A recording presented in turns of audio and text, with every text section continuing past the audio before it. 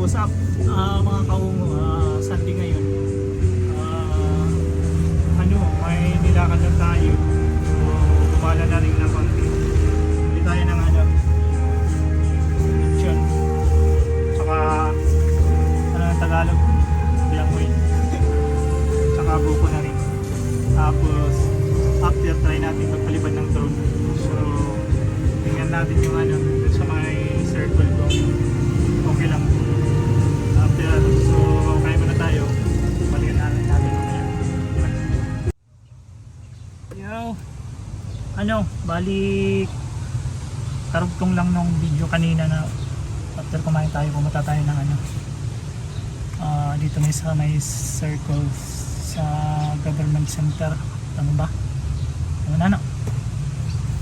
Lang, try natin to paliparin yung drone. Dito mamahaling drone dito DJI, parang pang bata lang. Yan yung model name niya, Kia 66. Ano ba dito? Ito may mga, pero di na natin tatalakayin yung mga pictures nito kasi papaliparin lang natin, try lang natin paliparin siya. Pero parang hindi magandang magpaliparin kasi mahangin sa area. So ganito yung tsura ng drone, maliit lang siya, maganda yung forma. Kaya napabili tayo ng try tayo nito. So ito yung remote niya. Para yung binili ko may tatlong extra na battery. Yung battery niya ganito lang.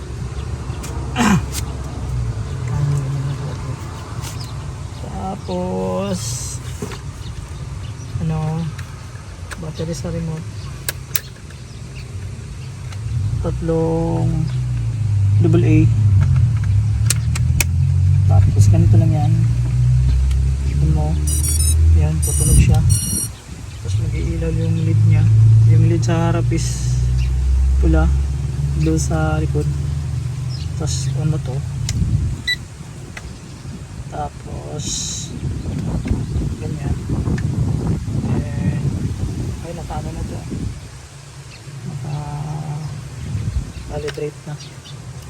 Kasi di na nag-bleeding yung Tapos yun nga, doon tayo sa labas mamaya. Try natin paliparin. Okay.